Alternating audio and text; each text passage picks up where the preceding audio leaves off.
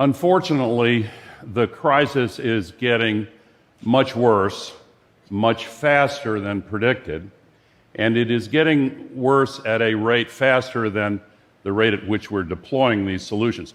We have everything we need, save sufficient political will. It's been that way for a while. And just since the Glasgow conference, we have seen a lot of backsliding. And we've seen financial institutions, banks and large investors pumping more and more and more money into more and more fossil fuels. It is quite literally insane. More effective way. We are nearing a political event horizon. And in the United States, J.P. Morgan Chase, Citi, Wells Fargo, Bank of America, Royal Bank of Canada here, several banks in Canada joined the Net Zero Banking Alliance, and then last year they doubled the amount of money pumped into the tar sands. We can't keep pumping more and more money in pursuit of short-term profit in activities that are destroying the future of humanity. This is not a time for moral cowardice. This is not a time for surrender and reckless indifference to the fate of humanity. We have to find ways to solve the democracy crisis in order to solve the climate crisis.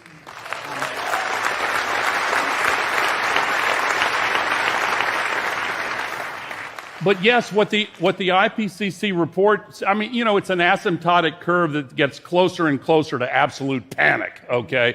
And all the reports are very similar. This is real. Today we will put another 162 million tons into the thin shell of atmosphere surrounding the planet. And the accumulated amount now traps as much extra heat as would be released by 600,000 Hiroshima-class atomic bombs exploding every 24 hours. The co-pollution from burning fossil fuels kills 9 million people every year.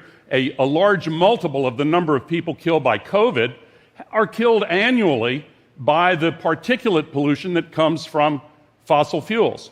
And then we see this horrible scene where the United States goes begging other petrostates like Saudi Arabia and Venezuela and Iran to pump up more and more fossil fuels. We have the technologies, we have the solutions, we have the ability to stop this progressive destruction of the future of humanity and start the long healing process. But we have to break through the capture of our political systems. They say boycotts don't work. Should we boycott all of these banks and all of these financial institutions? You know, scientists, climate scientists, some of them announced last week and started doing this, gluing themselves to the doors, to the gates of these fossil fuels facilities. If climate scientists have reached the conclusion that more facts and more data and more research is of absolutely no good unless we, the people, can find the means to break through the imprisonment of our self-determination on the part of large, massive polluters who are just looking at profits, then the scientists say they have to go into the streets. What will we say to the next generations when they look back and say, you had the chance to do this? We have the means. The International Energy Agency says that in order to cut emissions by 50% in 2030, we have all of the technologies we need, fully developed, with deployment plans that have been proven to work. For the next 50% between 2030 and 2050, all of the technologies are in various stages of development. They can be ready. If we decide to develop them quickly enough, they will be ready. We have to stop destroying our future. It sounds so simple, but we have to break through this paralysis. Well, we have to break through this paralysis. Ladies and gentlemen, Al Gore. I have one other thing to say. Oh, sure. And I've said this before. Do not give up hope.